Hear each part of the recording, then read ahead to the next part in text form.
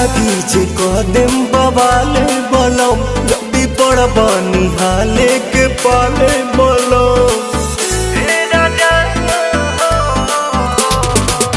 आँखी में हमारा जे आवे दे बयासु खालिम जहरिया ए पवन प्रियांशु कमे